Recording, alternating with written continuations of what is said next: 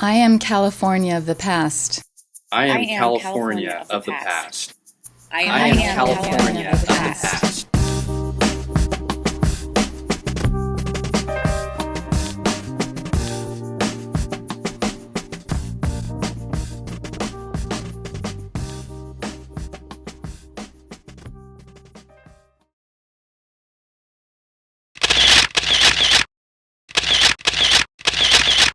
Hi, I'm John Weeks, columnist for the San Bernardino Sun newspaper. Today we're going to talk about famous folks in San Bernardino. You know, a lot of big, important, famous people, past and present, have interesting connections to the city. Oscar-winning actress Elizabeth Taylor honeymooned here. Believe that? It's true. Television comedy pioneer Lucille Ball spent vacations here. Even today, Italian screen legend Sophia Loren takes time to visit the city almost every year.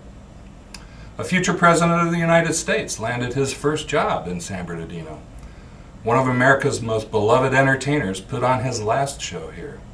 And one of rock's most famous bands put on its first American show here. It's true, some of the biggest names in entertainment, sports, and politics have the words San Bernardino somewhere in their biographies. Examples abound. Oscar-winning actor Gene Hackman was born in San Bernardino. So was Golden Globe-nominated actor Philip Michael Thomas, star of TV's Miami Vice. Actor Billy Bob Thornton, another Oscar winner, has said in interviews that he once worked for a year at Shakey's Pizza in San Bernardino. But wait a minute, did I really say that Elizabeth Taylor honeymooned in San Bernardino? Is that possible, really? Yes, it is. The late legendary actress and her first husband, Nicky Hilton, honeymooned in 1950 at the Arrowhead Springs Hotel in the foothills of North San Bernardino. Also, one of the hotel's standalone bungalows was a vacation destination for years for Lucille Ball and her husband Desi Arnaz.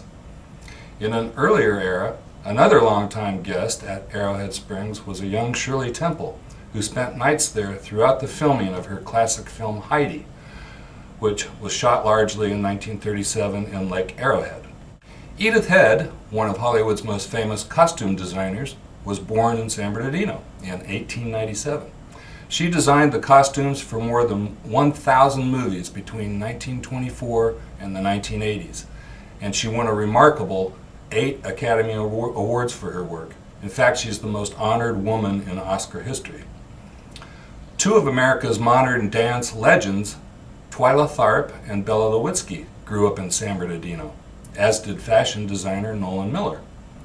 A number of music greats also have local connections.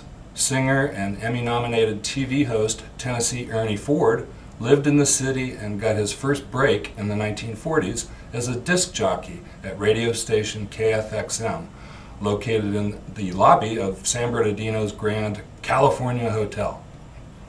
He went on to record more than 50 pop, country, and gospel albums, which included such hit singles as 16 Tons, Mule Train, and Davy Crockett, King of the Wild Frontier. Frank Zappa, much later, spent 10 days in San Bernardino County Jail in 1964, charged with selling an obscene sound recording to an undercover detective at his Rancho Cucamonga home studio. Zappa later mocked the city, San Bernardino, in his 1975 song misspelled as San Bernardino. Carlo Ponti Jr., conductor since 2001 of the San Bernardino Symphony, is the son of film legends Sophia Loren and the late producer Carlo Ponti. Loren has visited almost annually in the city to see and hear her son perform at San Bernardino's California Theater.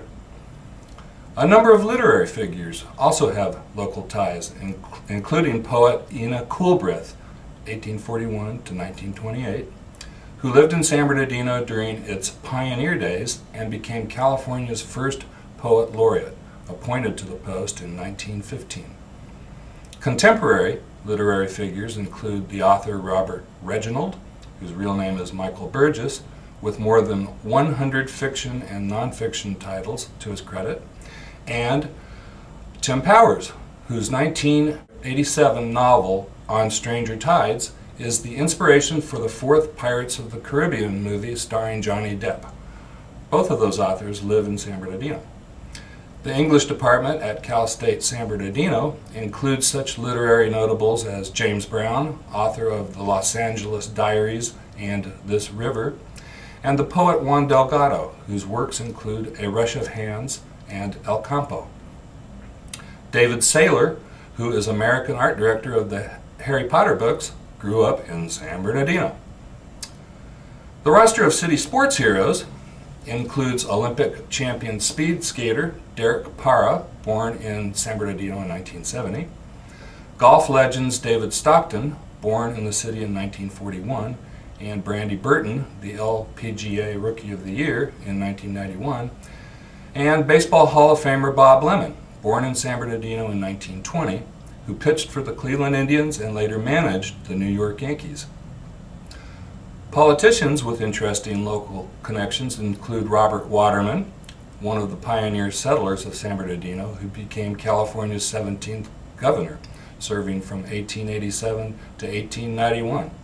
We have a pretty important avenue called Waterman Avenue, named for that guy. Claude R. Kirk, governor of Florida from 1967 to 1971, was born in San Bernardino in 1926. Dirk Kempthorne, a former governor of Idaho and Secretary of the Interior in President George W. Bush's administration, was born in 1951 in San Diego, but he grew up in San Bernardino and graduated from San Gorgonio High School. He attended San Bernardino Valley College before transferring to the University of Idaho, where he graduated in 1975. Ana Escobedo Cabral, the nation's 42nd U.S. Treasurer, was born in San Bernardino in 1959. She was appointed by George W. Bush and served from 2005 to 2009. Her signature appears on currency printed during those years, and I'll bet you if you poked into your wallet right now, you would find the signature of Ana Cabral on a few bills. A future president of the United States, Lyndon Baines Johnson, was a young roustabout from Texas in 1925 when he landed his first job running the elevator in downtown San Bernardino's Platt Building. He would return to the city during a campaign swing in the 1960s, at which time he made a point of revisiting the Platt and taking the elevator for another spin. During that appearance, he gave his cowboy hat to a young man in the crowd who continues to treasure it to this day. He is Pat Morris, current mayor of San Bernardino. Just as LBJ worked his first job here, a number of notables would observe other career milestones, some of them unintended, in San Bernardino. Famed humorist Will Rogers performed for the last time on June 28, 1935 at a Salvation Army benefit at the California Theater. He would die in August of that year in a plane crash in Alaska. Chester Carlson, who at one time worked as a janitor at San Bernardino's Daily Sun, went on to invent the prototype for the Xerox copier in 1938. He died a multimillionaire in New York in 1968. Brothers Richard and Maurice McDonald operated a small but busy restaurant in San Bernardino from 1940 to 1961, when they sold the business for $2.7 million to entrepreneur Ray Kroc. In a few years, McDonald's, the popular little burger bar in San Bernardino, would become the world's most famous restaurant chain. The Rolling Stones performed their first American concert at San Bernardino's Swing Auditorium on June 5, 1964. Their set included Route 66, the classic song that mentioned San Bernardino by name. The crowd went crazy. The Stones would make 3 additional appearances at the Swing later that same year in October of 1964, and again in May 65 and July 66.